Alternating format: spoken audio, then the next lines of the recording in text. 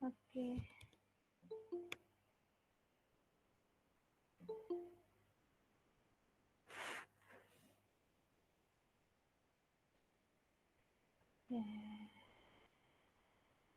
Assalamualaikum warahmatullahi wabarakatuh. Selamat pagi semuanya. Waalaikumsalam pagi, Bu. Gimana nih kabarnya? Sehat semua kan? Sehat, Bu. Ibu apa kabar? Alhamdulillah sehat. Kita udah 2 minggu ya nggak tatap muka. Tatap muka secara online.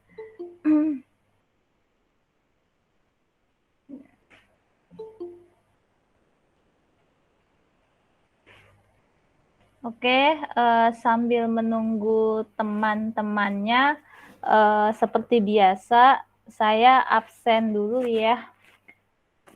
Saya absen dulu dan kalian juga absen di e-learning ya. Jangan lupa absensi di e-learning. Oke, yang pertama Dias. Dias belum hadir. Ibnu Hidayat. Ibnu juga belum hadir. Muhammad Agung. Muhammad Agung belum hadir. Muhammad Felix. Felix juga belum hadir. Farhan. Hadir, Bu. Oke. Arin. Hadir, Ibu.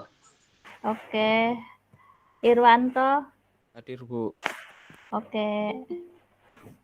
Mutiara Putri. Mutiara belum ada. Kelvin. Kelvin tumben nih belum ada. Raymond. Belum ada. Elizabeth Catherine.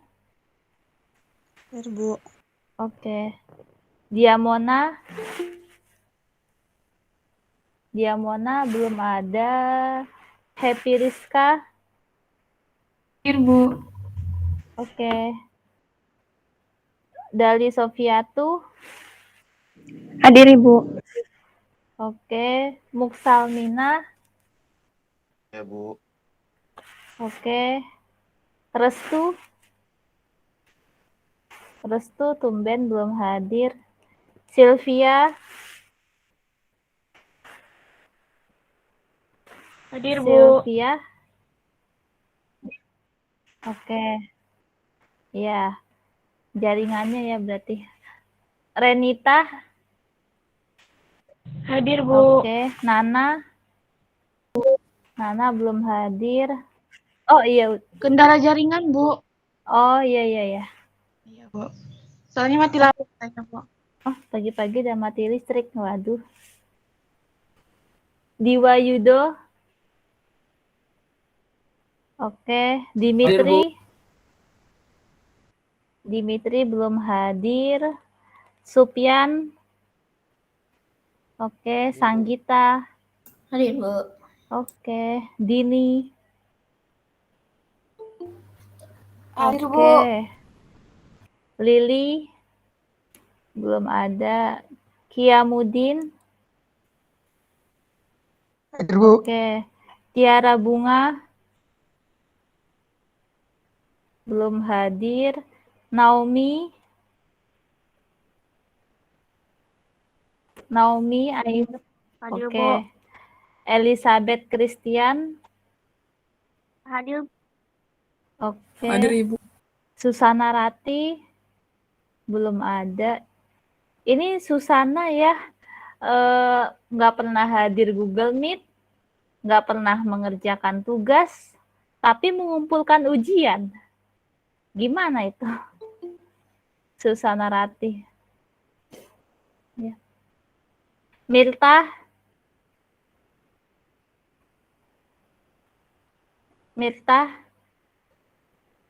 Mirta hadir ya.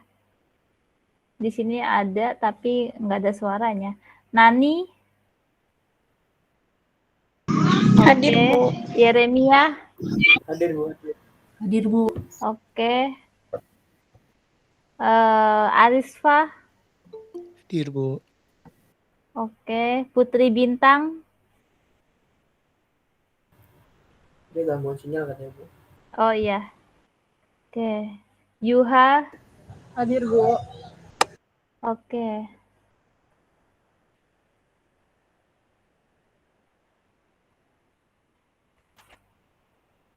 Oh, Dimitri lagi sakit.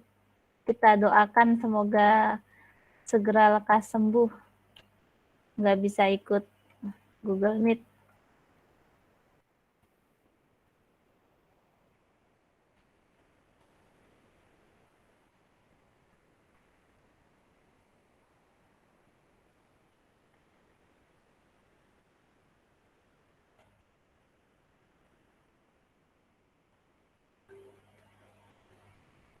Oke, tadi yang belum hadir, Diamona udah hadir.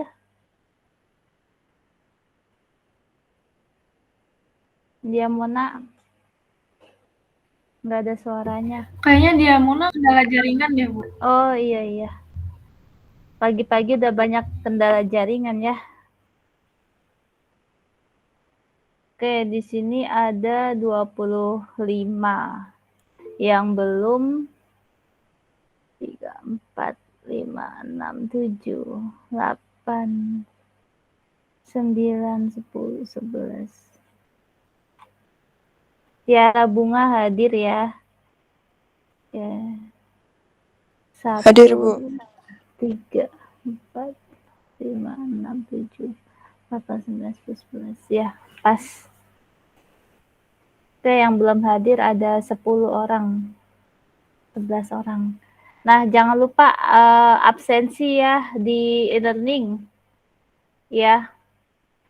Dan mengisi forum diskusi.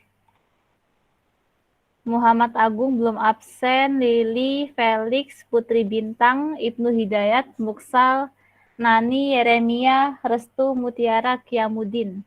Ya, absensi di e-learning. Oke. Kita seperti biasa kuisis dulu ya.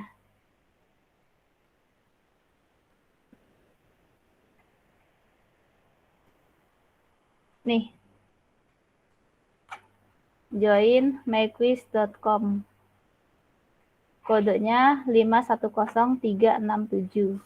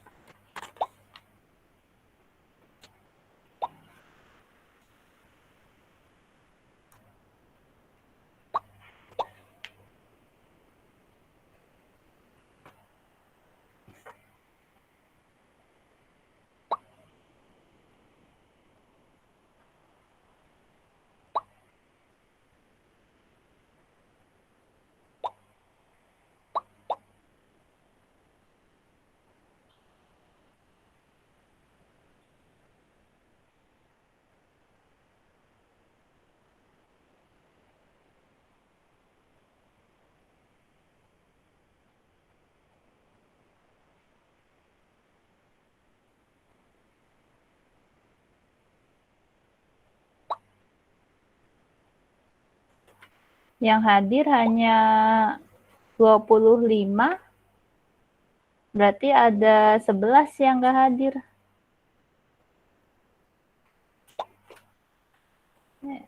Habis UTS tetap semangat ya, karena masih ada UAS.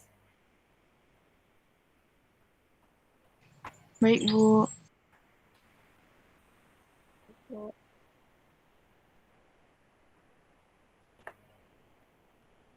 Udah pada sarapan belum nih? Belum, Bu. Belum, Bu. Belum, Bu. Jam segini kok belum? Aduh, sarapan jam berapa? Sarapan pagi itu penting ya, supaya badan kita tetap sehat. Kemudian beraktivitas juga tetap segar gitu kan.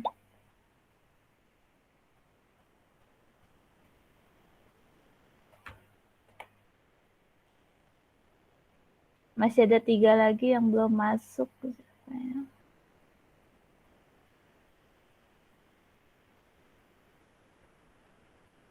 Muhammad Agung, Lili, Felix, Ibnu, Muksal, Yeremia, Restu, Mutiara, Kiamudin.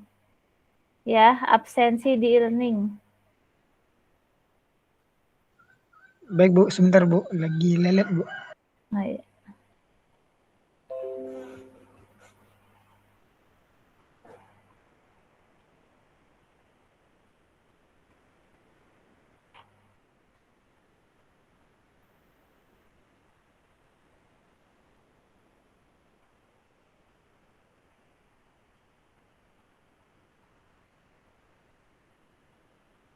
Dua lagi siapa yang belum masuk?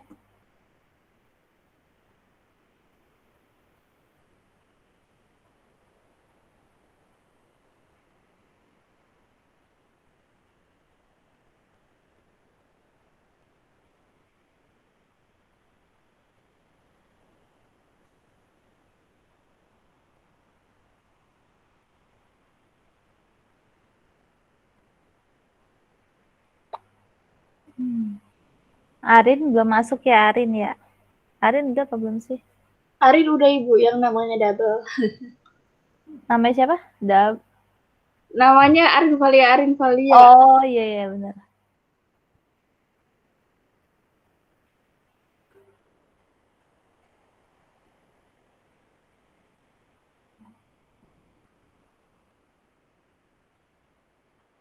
Yang belum siapa? Catherine ya? Elizabeth Catherine. Masih ada nggak di sini? Masih kan ya?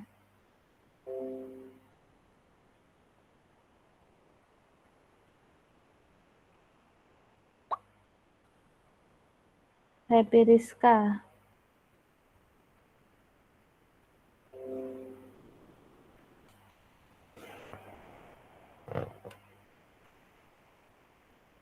Oh, Catherine udah. Udah ya? Udah semua masuk ya?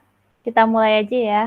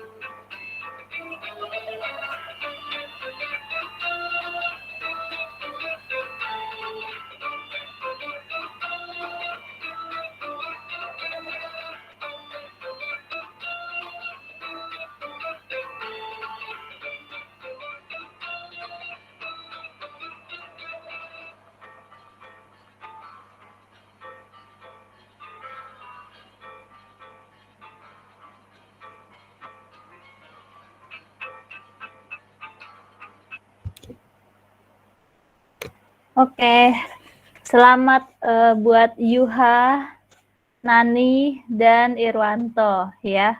Putri tumben nih peringkat 4, Yeremia kelima, keenam Dali, jawabannya benar semua, kemudian Dini juga benar semua, Naomi benar semua ya. Oke.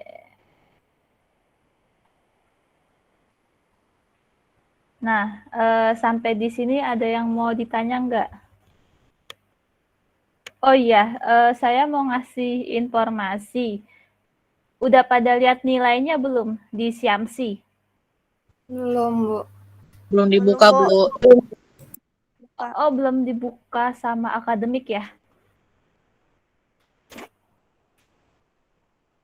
Kalau dari saya, udah saya input. Saya mau ngasih tahu aja, jadi nilai tugas itu gabungan tugas dan kuis.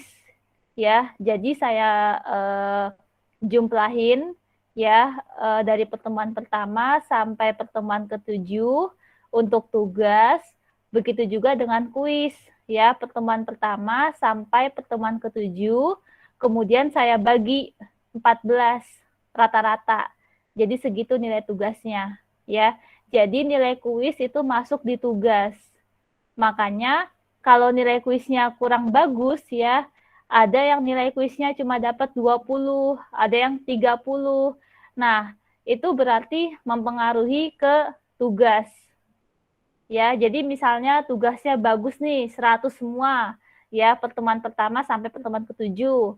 Tapi di kuisnya ada yang nilainya 30 atau 40, ya, atau 50. Nah, itu nanti berarti di Syamsi nilai tugasnya itu tidak 100, ya. Jadi berdasarkan rata-rata dari pertemuan pertama sampai pertemuan ke-7, baik tugas maupun kuis, ya.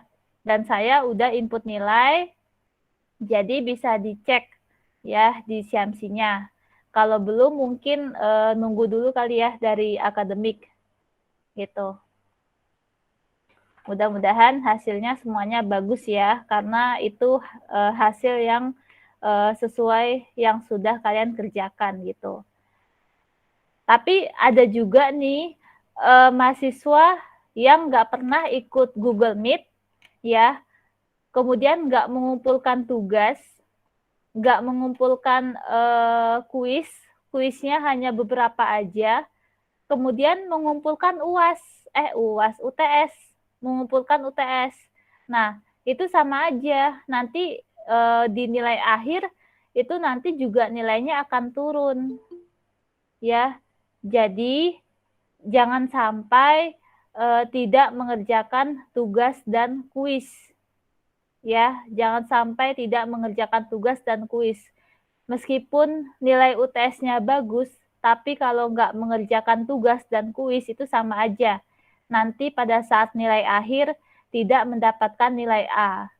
Atau bahkan tidak lulus mata kuliah ini. Gitu. Minimal syarat kelulusan nilainya C kan ya? Iya nggak? C bukan? Syarat mata kuliah lulus. Nilai C itu berapa? Ada yang tahu nggak? Poinnya 60 atau berapa?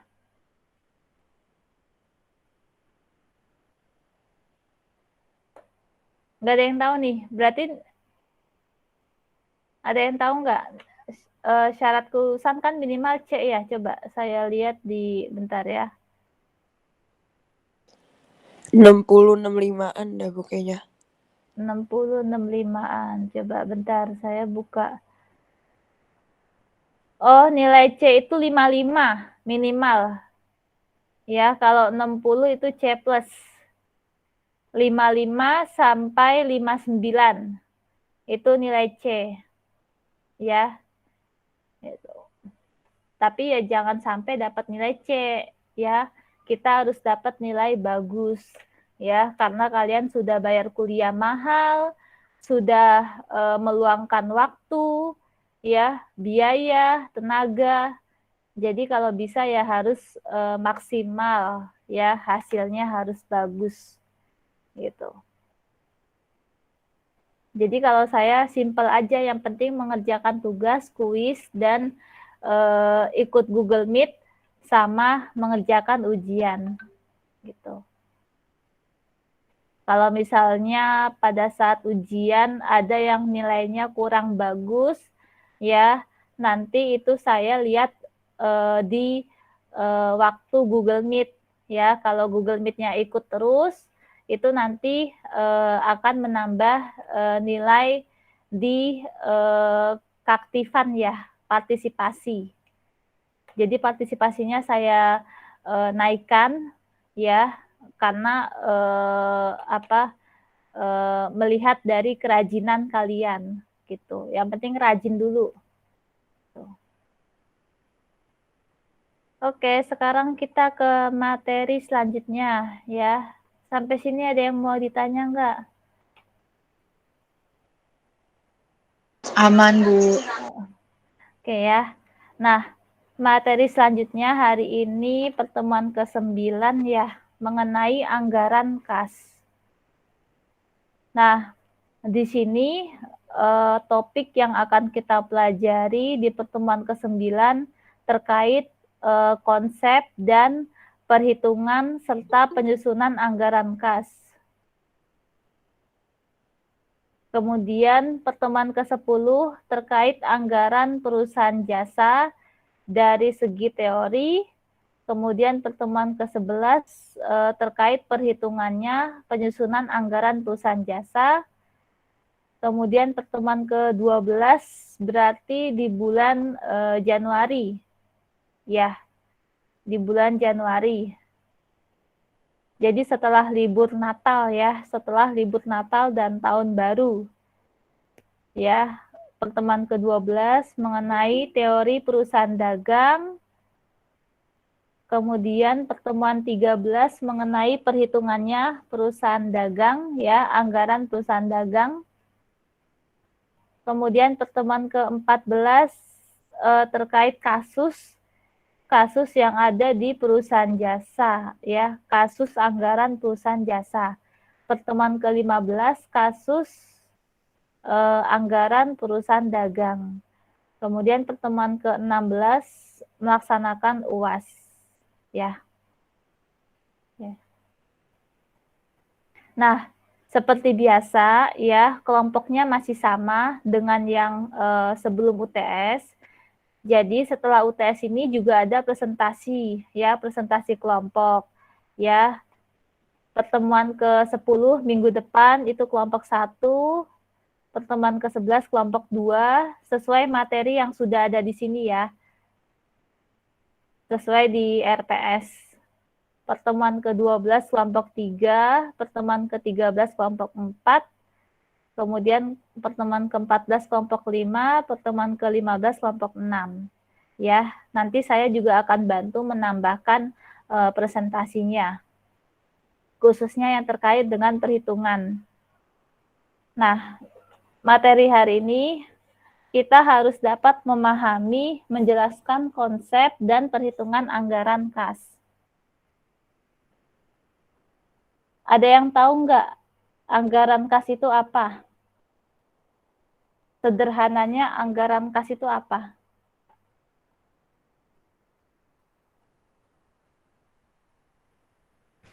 Apa? Ada yang mau memberikan pendapat?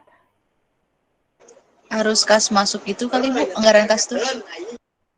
Ya, ya. Jadi anggaran kas berarti kan ada kas yang masuk dan kas yang keluar. Ya, biasanya digunakan untuk operasional perusahaan. Ya. Anggaran kas disebut juga sebagai anggaran perubahan kas. Ya. Kenapa? Yang pasti kan kas itu kan aset yang paling liquid. Nah, jadi pasti apabila ada uang masuk, ya itu mengalami perubahan kas. Begitu juga dengan ada uang keluar, ya ada uang keluar itu berarti anggarannya juga mengalami perubahan kas. Kemudian yang kedua, anggaran penggunaan sumber dan penggunaan kas. Ya, sumber untuk mendapatkan kas itu banyak ya.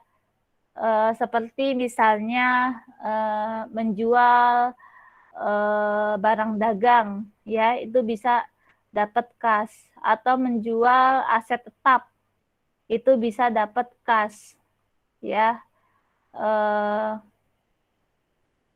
Kemudian apalagi nih, menjual apa ya, kendaraan, properti ya, kemudian menjual aset tidak berwujud ya, itu mendapatkan kas masuk. Kemudian kalau penggunaan kas itu misalnya kas itu digunakan untuk membayar listrik ya, kas digunakan untuk membayar telepon ya, kas digunakan untuk membayar biaya promosi, atau digunakan untuk membayar jasa konsultan ya. Jadi banyak penggunaan kas. Kemudian anggaran kas disebut juga sebagai anggaran sumber dan belanja kas. Kemudian yang keempat, anggaran kas disebut juga anggaran masuk dan keluar kas. Nah, di sini ada pengertian dari anggaran kas, yaitu anggaran yang menunjukkan perubahan kas dan memberikan alasan mengenai perubahan kas tersebut dengan menunjukkan arus kas masuk sebagai sumber kas dan arus kas keluar sebagai arus kas yang dibelanjakan atau digunakan sehingga tampak kelebihan dan kekurangan kas dan saldo kas selama periode tertentu dari organisasi, ya. Nah, di sini berarti harus diberikan catatan, ya, pengungkapan secara jelas, ya, mengapa kas itu digunakan, kemudian kas masuk itu sumbernya dari mana, ya, itu harus dijelaskan secara disclosure, pengungkapan, ya, secara rinci, ya, detail dan lengkap, sehingga nantinya akan dapat diketahui kelebihan atau kekurangan kas, gitu, ya. Kalau kelebihan berarti kasnya bisa disimpan, tetapi kalau kekurangan kas itu biasanya harus bisa diantisipasi, ya, harus punya cadangan apabila anggaran kas mengalami kekurangan, ya. Cadangannya bisa dari modal, ya, modal si pemilik perusahaan. Selanjutnya, penyusunan anggaran kas merupakan cara yang efektif untuk merencanakan dan mengendalikan arus kas, mengestimasikan kebutuhan kas, dan secara efektif menggunakan kas yang berlebih atau surplus maupun kas yang kurang atau defisit. Pada saat surplus, kas dapat digunakan untuk membayar utang dan diinvestasikan pada surat berharga jangka pendek untuk memperoleh laba. Sedangkan pada saat defisit, kas dapat segera diupayakan untuk menutupinya seperti dengan cara meminjam, menambah modal pemilik, dan menjual aset yang menganggur. Harusnya sih apabila kas mengalami defisit, ya, itu yang pertama kali dilakukan yaitu dengan dari modal pemilik, ya. Nah, apabila pemiliknya tidak punya modal, maka baru melakukan pinjaman, ya, pinjaman kepada pihak ketiga. Nah, apabila perusahaan tidak dapat melakukan pinjaman, ya, misalnya karena masih banyak utang, nah, maka solusi terakhir yaitu menjual aset yang menganggur, ya, misalnya mesin yang sudah tidak terpakai lagi itu bisa dijual, ya. Nah, selanjutnya ada tujuan penyusunan anggaran kas. Yang pertama, menentukan saldo posisi kas akhir setiap periode sebagai hasil dari operasi yang dijalankan. Yang kedua, mengetahui kelebihan atau surplus atau kekurangan atau defisit kas pada waktunya. Yang ketiga, menyelaraskan kas dengan aset lancar, aset tidak lancar, utang, modal, pendapatan, dan beban. Yang keempat, mengetahui sumber kas masuk yang diperoleh selama satu periode dan digunakan untuk sumber kas masuk tersebut. Hal ini tampak pada arus kas keluar. Yang kelima, mengetahui utang dibayar kembali. Yang keenam, menilai realisasi kas masuk dan kas keluar agar dapat diketahui selisih realisasi dan anggaran. Yang ketujuh, mengestimasikan sumber kas masa datang. Yang terakhir, menunjukkan hubungan laba bersih terhadap perubahan kas. Selanjutnya, mengenai kegunaan anggaran kas. Yang pertama, sebagai dasar yang sehat untuk pemantauan posisi kas secara berkesinambungan. Yang kedua, sebagai dasar pengambilan keputusan pinjaman jangka pendek atau jangka panjang, atau dengan tambahan modal sendiri untuk menutupi defisit. Yang ketiga, sebagai dasar kebijakan pemberian kredit.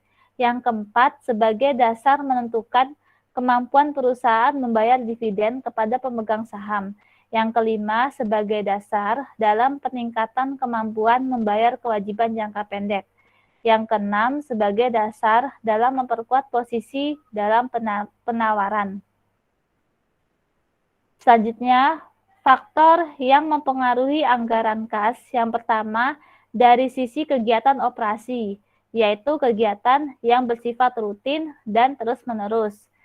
Contohnya, membeli dan menjual produk dan jasa. Ya, misalnya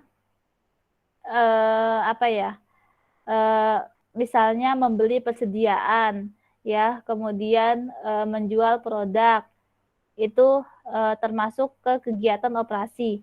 Atau bisa juga membayar, ya, membayar biaya listrik, ya, membayar biaya telepon, membayar biaya promosi, ini masuk ke kegiatan operasi. Membayar biaya gaji, ya, yang bersifat rutin.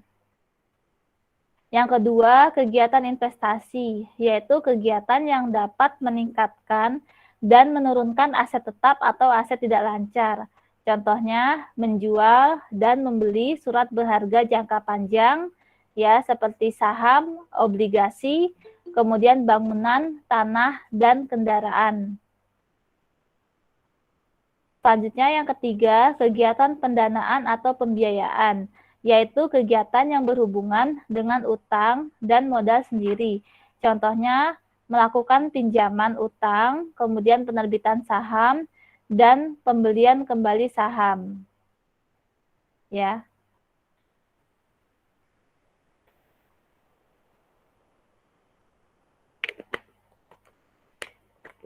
Sampai di sini ada yang mau ditanya nggak? Ada yang mau ditanya nggak?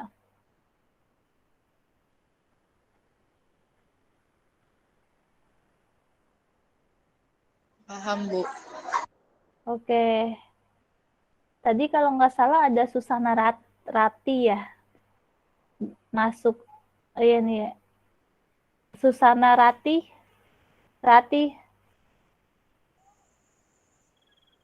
Ada, Bu. Iya.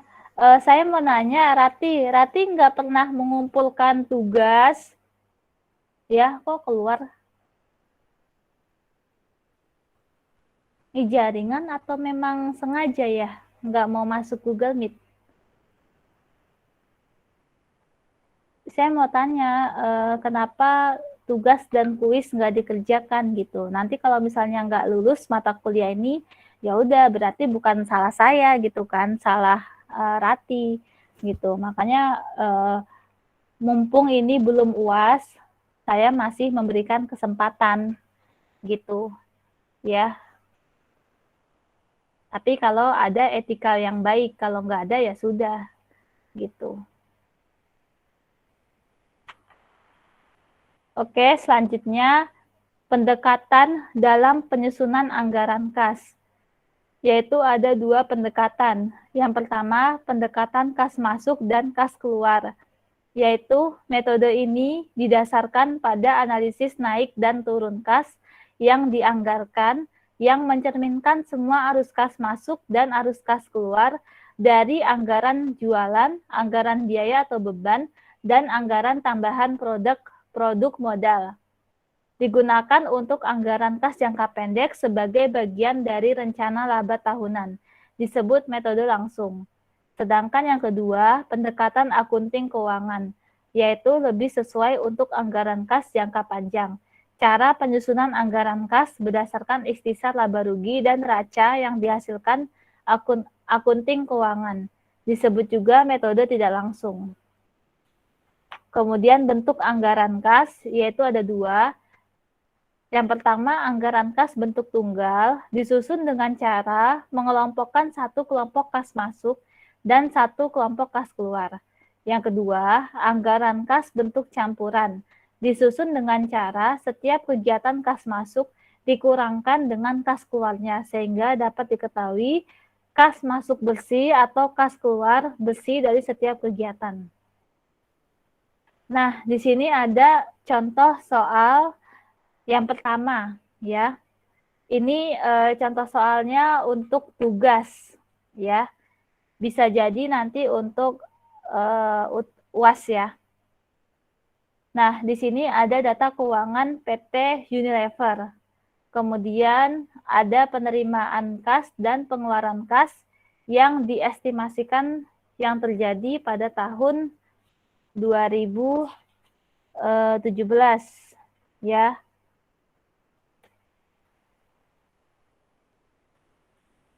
Nah, di sini dari bulan Januari sampai bulan Juni 2017 ada penerimaan kas dan pengeluaran kas.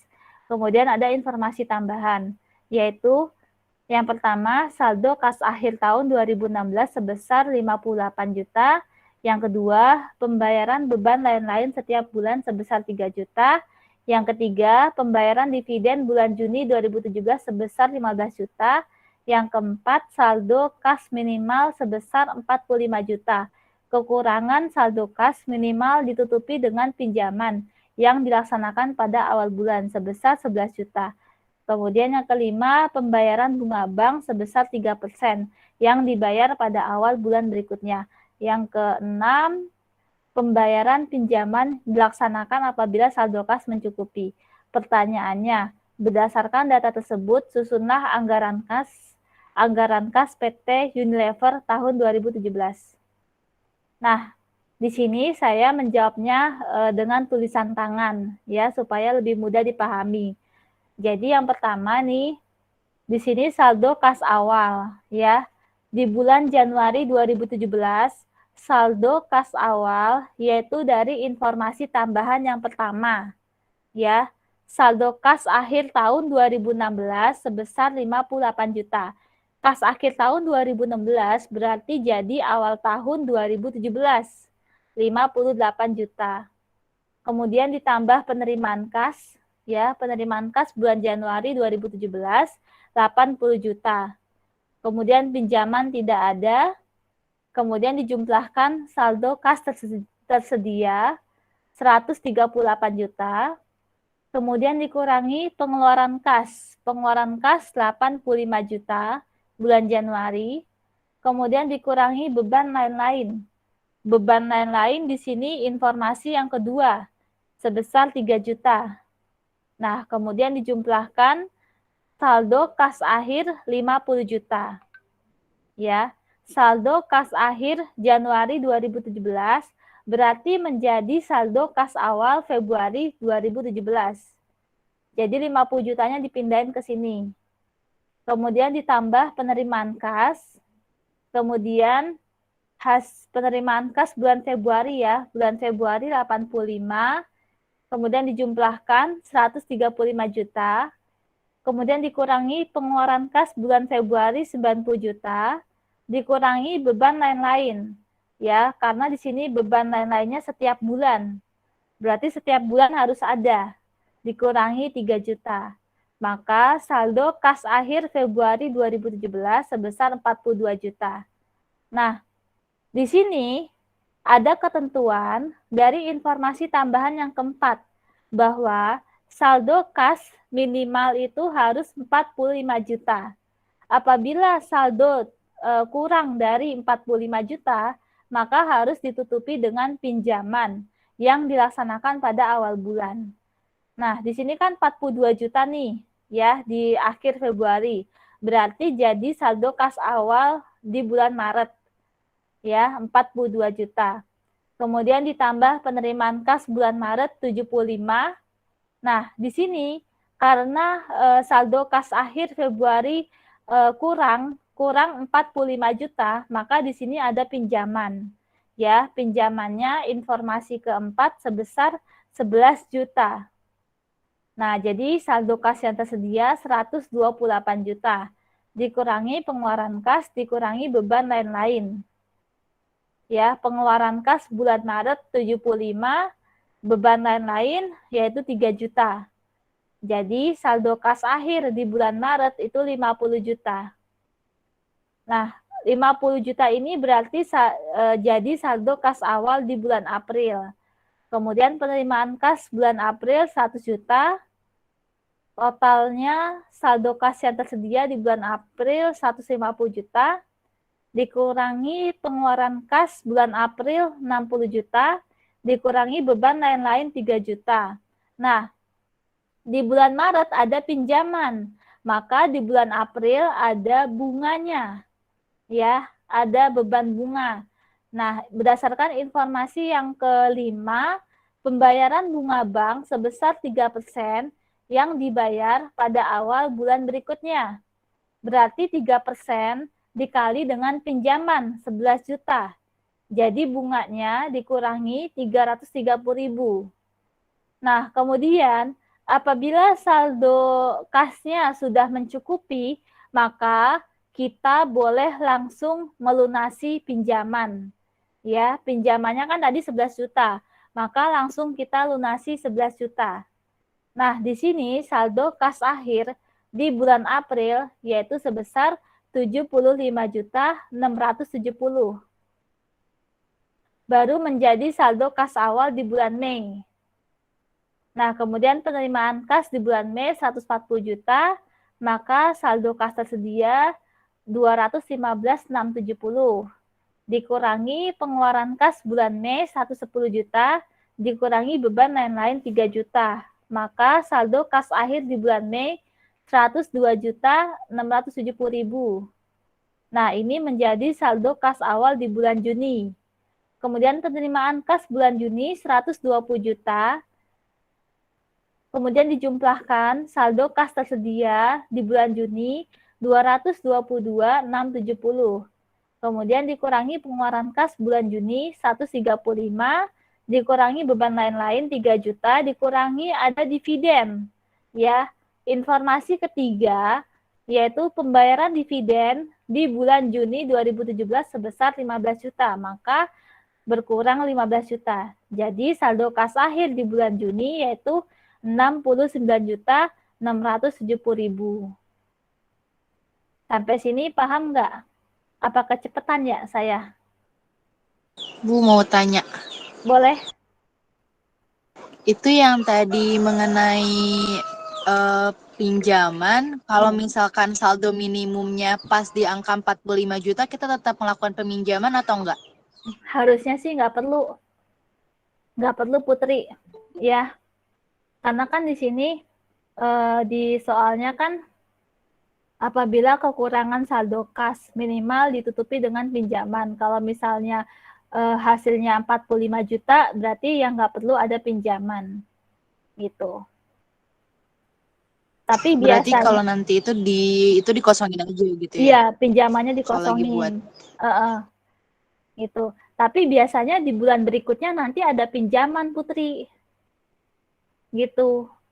Kalau misalnya di sini 45 juta nih, ya, apa sih namanya? Di sini kan di bulan Maret berarti kan nggak ada pinjaman ya. Nah, tapi biasanya di sini nanti minus nih di bulan Maretnya. Gitu, di bulan Maretnya bisa di bawah 45, maka nanti ada pinjaman di bulan April.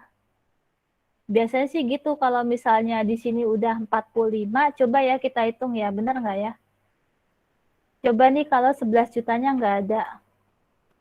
Di bulan Maret jadinya 39, ya nggak, Putri? Di bulan Maret kalau nggak ada pinjaman, jadinya 39 ya? Bentar nggak? Kan ini misalnya nih, misalnya di bulan Februari. Berarti saldo awalnya harusnya 45 gitu ya, Bu? Iya, 45. Coba deh kita hitung. Di bulan Maret saldo kas awal 45, ditambah 75. Hasilnya 120 kan? 120 dikurangi 75, dikurangi 3. Hasilnya 42. Berarti kan di bawah 45 ya? Nah, berarti pinjamannya ada di bulan April. Gitu. Jadi kalau masih 45 nggak Kalau lebih perlu ada juga tetap gitu pinjaman. ya, Bu? Sama.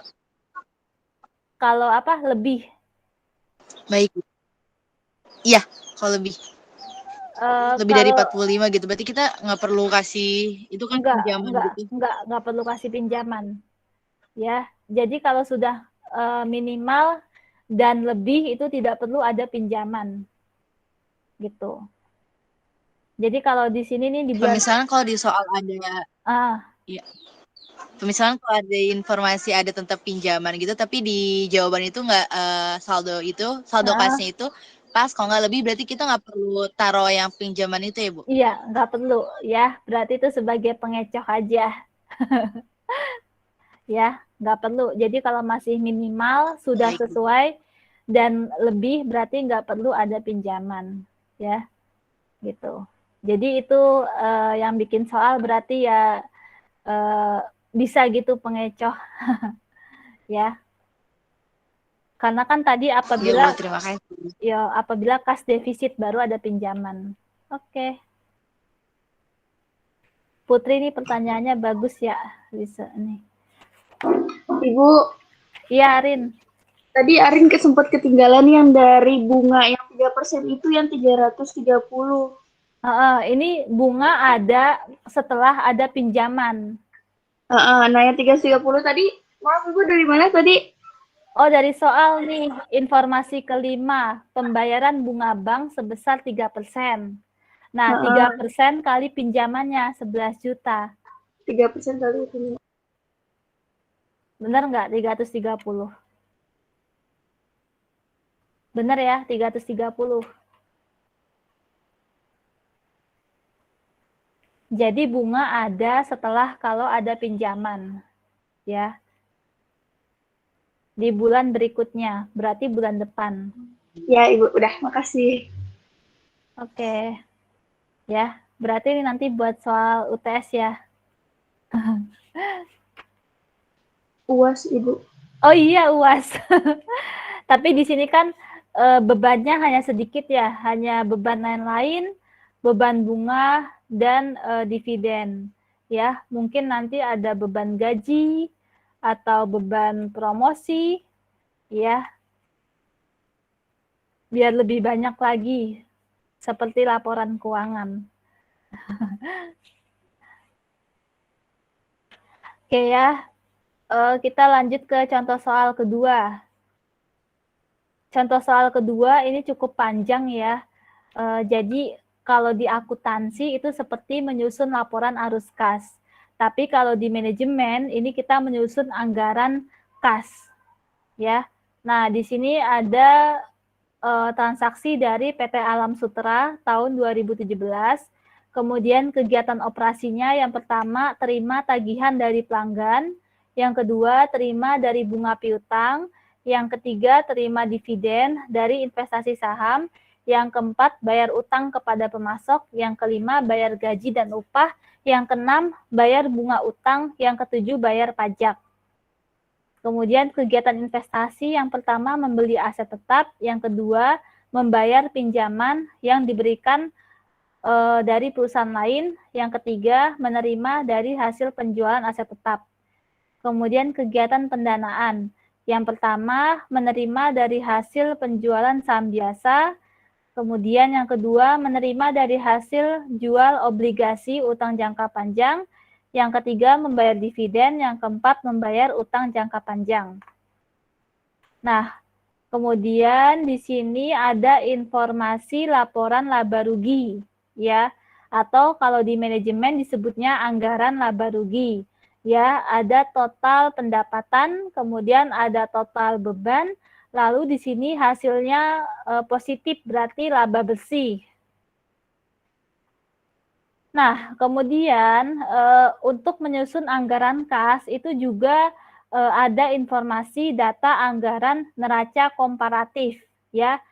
Jadi dari tahun sebelumnya sama tahun saat ini. Nah, kemudian nanti kita cari nih selisihnya naik atau turun, ya. Nah, ini selisihnya ini dari 2017 dikurangi 2016, ya. Jadi untuk mencari selisih itu dari 2017 dikurangi 2016. Misalnya yang pertama kas 2017 8.200 dikurangi 2016 yaitu 12.700. Maka hasilnya 4,5. Ya. Jadi satu-satu dihitung. Dicari naik apa turun. Nah, kemudian tadi sesuai dengan teorinya, di sini kita menyusun anggaran kas dengan pendekatan kas masuk dan kas keluar, yaitu ada bentuk tunggal dan bentuk campuran. Langkah-langkah menyusun kas masuk, kas keluar, bentuk tunggal. Dari data soal yang ada, kita pilih mana aja yang merupakan kas masuk. Kemudian dipilah lagi. Kas masuk berdasarkan kegiatan operasi, kas masuk berdasarkan kegiatan investasi, kas masuk berdasarkan kegiatan pendanaan. Kemudian kita pilih juga mana saja yang merupakan kas keluar, yaitu kas keluar kegiatan operasi, kas keluar kegiatan investasi, kas keluar kegiatan pendanaan. Sedangkan untuk langkah-langkah kas masuk, kas keluar bentuk campuran, ya, dari data soal yang ada kita pilih mana aja yang merupakan kegiatan operasi. Ya, kegiatan operasi yaitu ada kas masuk dan kas keluar. Kemudian mana aja yang merupakan kegiatan investasi. Dipilah yang kas masuk dan kas keluar. Kemudian mana aja yang merupakan kegiatan pendanaan, yaitu kas masuk dan kas keluar. Jadi sebenarnya ini sama aja ya, cuma bedanya hanya bentuk formatnya. Formatnya yang beda. Nah, di sini anggaran kas bentuk tunggal, pendekatan kas masuk dan kas keluar. Jadi yang pertama itu yang kita cari ini selisih naik apa turun, ya, 2017 dikurangi 2016. Nah, kemudian kita pilih mana aja yang termasuk kategori kas masuk. Ya, yang pertama kas masuk dari kegiatan operasi, yaitu yang pertama menerima tagihan dari pelanggan 27.000. Nih, ya, berdasarkan dari soal, menerima tagihan dari pelanggan 27.000. Kemudian terima dari bunga piutang 1.000, terima dividen dari investasi saham 900.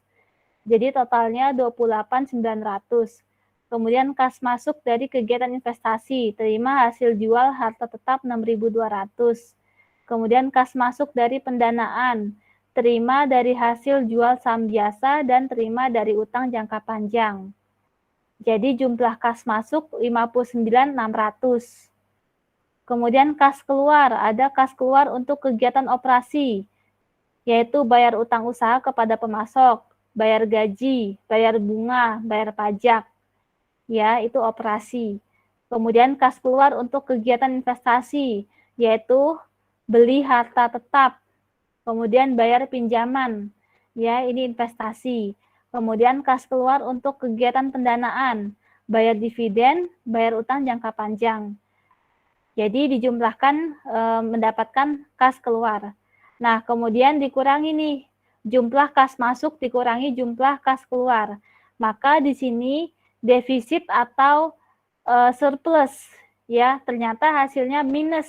Minus berarti defisit. Nah, hasil yang di sini harus sesuai dengan yang ada di komparatif. Ya, komparatif ini selisihnya. Jadi kas di sini kan minus 4.500. Nah, di sini harus 4.500 minus. Kalau nggak sesuai berarti salah menghitung. Ya, jadi acuannya dari anggaran neraca komparatif. Kemudian kas awal 1 Januari, ya, dari anggaran neraca komparatif 12.700, maka saldo kas akhir 8.200. Ya, nih. Jadi bentuk tunggal dan bentuk campuran itu sama aja, cuma beda format doang. Ya, beda format.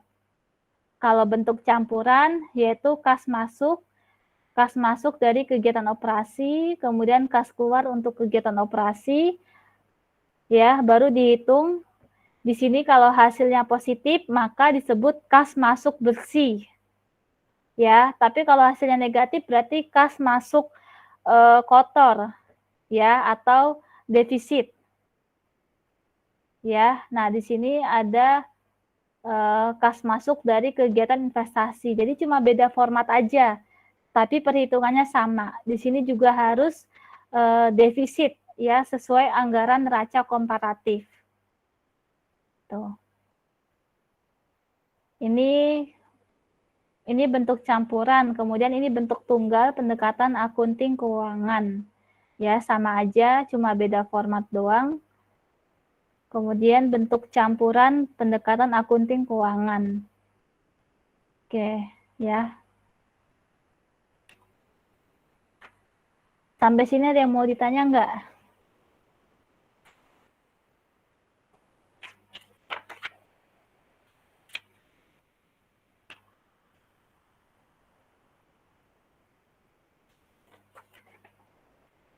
Ada yang mau ditanya?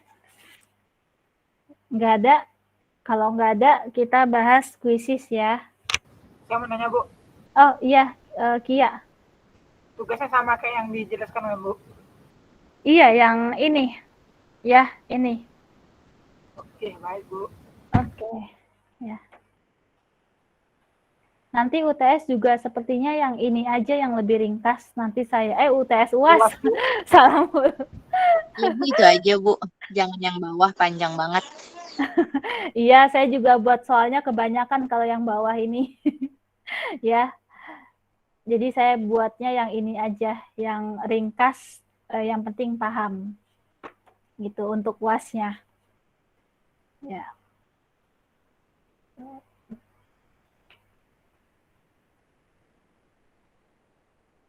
Oh ya, di end dulu.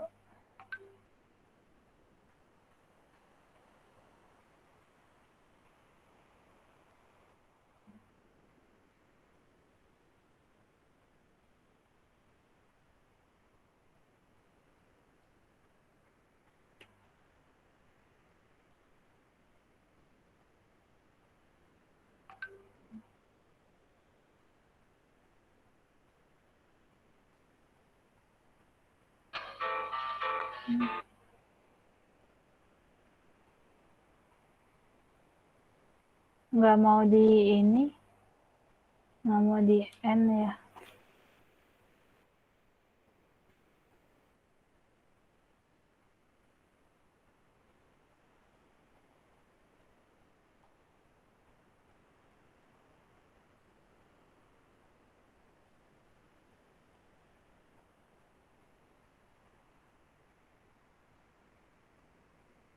Ya.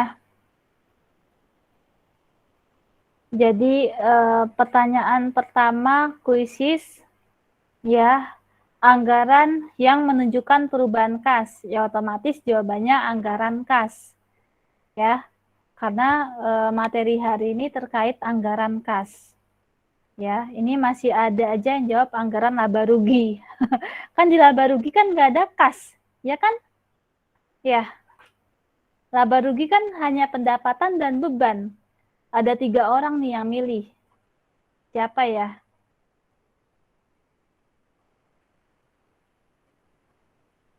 Nggak kelihatan ya, oke. Ya. Yang kedua, pada saat surplus, kas dapat digunakan untuk membayar utang. Ya. Kalau menjual aset itu kalau kas defisit, menambah modal pemilik itu juga kalau kas defisit. Kalau surplus kan berarti lebih, ya ada uang lebih, berarti digunakan untuk membayar utang. Yang ketiga, pada saat defisit, kas dapat segera diupayakan untuk menutupinya seperti dengan cara meminjam. Ya, meminjam. Kalau membayar utang ini pada saat surplus, kemudian investasi itu juga pada saat surplus. Ya, jadi kalau pada saat defisit, caranya dengan meminjam. Kemudian yang keempat, tujuan penyusunan anggaran kas, yakni mengestimasikan sumber kas di masa mendatang. Ya, jadi fungsinya untuk sebagai acuan acuan untuk mendapatkan kas di masa mendatang. Kemudian yang kelima, kegunaan anggaran kas yakni sebagai dasar yang sehat untuk pemantauan posisi kas. Ya, karena kan kita lagi bahas kas, berarti jawabannya ya kas. Ini masih ada aja yang jawab utang dan modal. Ya. Yang keenam, kegunaan anggaran kas yakni sebagai dasar kebijakan pemberian kredit. Ya.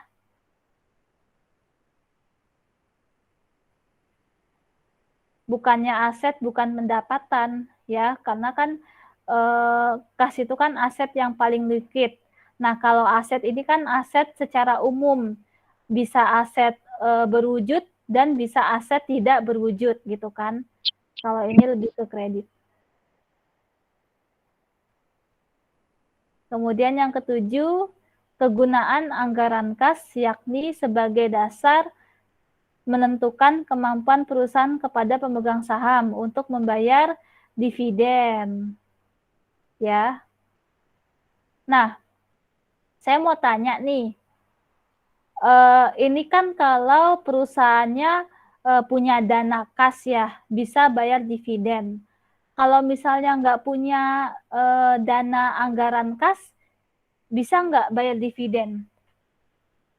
Misalnya kasnya lagi defisit. Ya, kemudian perusahaan tetap bayar dividen nggak? Enggak, Bu. Enggak. Kenapa enggak? Bukannya dividen itu penting Kayaknya ya enggak buat sih, Bu. pemegang saham?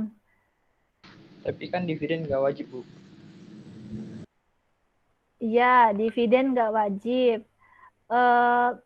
Tapi apakah untuk membayar dividen hanya menggunakan kas saja?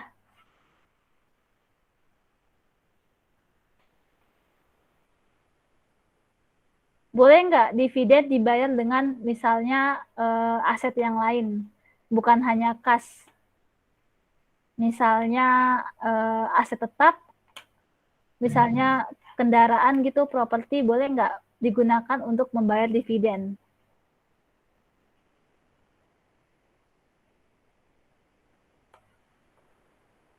Gimana?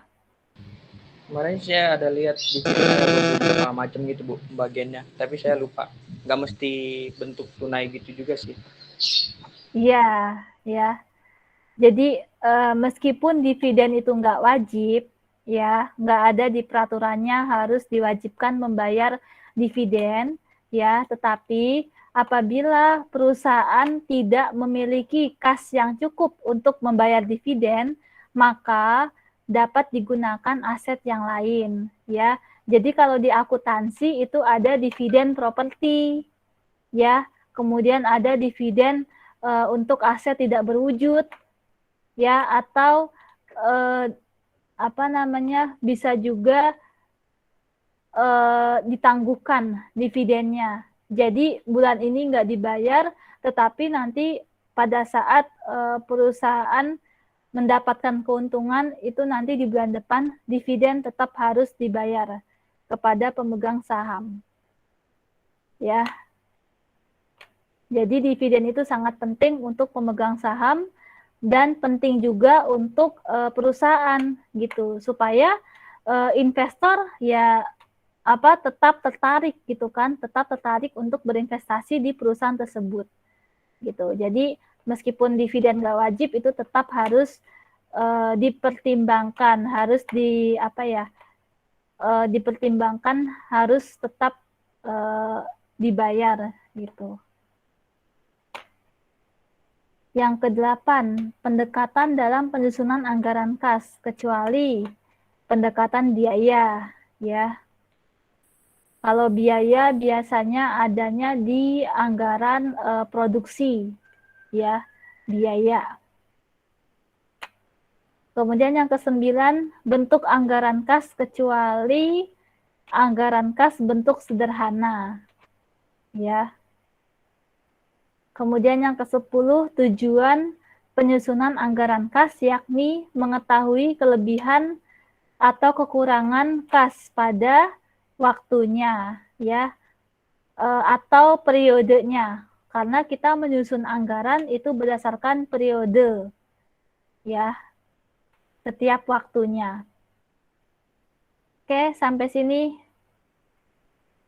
Adakah yang mau ditanya lagi? Oh iya, saya mau ngecek absensi dulu ya, bentar. Absensi di e-learning.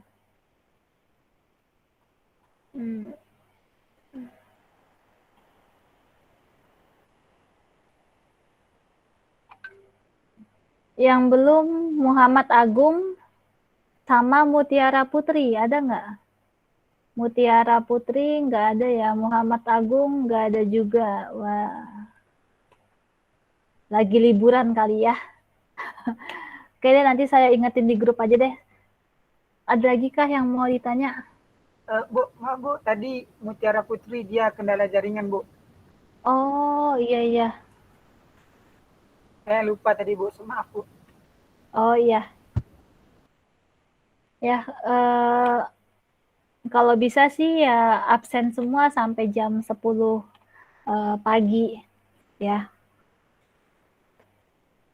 Oke, kalau nggak ada yang mau ditanya, kita sesi foto dulu seperti biasa. Emang nilai di Syamsi tuh keluar paling cepat kapan sih biasanya kalau setelah UTS? Tanggal 4 kayaknya, Bu. Oh, jadi setelah 2 minggu dosen input nilai ya, berarti ya, baru keluar gitu ya? Iya, Bu. Oh, iya. Dikiranya saya asal dosen udah input nilai, maka nilai udah keluar di Syamsi gitu. Kalian udah bisa lihat, ternyata menunggu 2 minggu dulu ya. Saya udah input nilai dari minggu kemarin. Udah selesai, tugas juga udah selesai semua ya. Udah saya koreksi pertemuan pertama, pertemuan ke-7. Tuh, sekarang tinggal fokus ke UAS. Ayo, open kamera. Muksal, Yeremia, Rizka, Yuha, Arisfa. Ini habis UTS kagak pada liburan? Liburan nggak habis UTS? Enggak, liburannya kapan? Desember? Enggak Bu, enggak liburan. Nanti Bu, pas tahun baru, pas PPKM. Bu. PPKM. Tapi sekarang lagi musim hujan ya. Musim hujan terus sudah mulai banjir lagi nih. Ya makanya nih mudah-mudahan sih bulan Desember jangan naik lagi gitu ya pandeminya, supaya tahun depan kita tatap muka gitu kan. Ya. Amin. Oke, Arin, Tiara, Yuha, Arisfah, Nani, Elizabeth, Nana, Ibnu, Renita, Restu, Dali, Diamona, Irwanto, Sylvia. Oke ya, 1, 2, 3. Oke, ya. Terima kasih banyak semuanya ya. Mohon maaf apabila saya ada kesalahan dalam menyampaikan. Jangan lupa isi forum diskusi dan segera kerjakan kuis dan tugasnya. Kita ketemu lagi di Selasa depan ya. Semoga sehat selalu. Wassalamualaikum warahmatullahi wabarakatuh. Terima kasih banyak semuanya. Terima kasih, Bu. Terima kasih Bu. Terima kasih Bu. Sama-sama.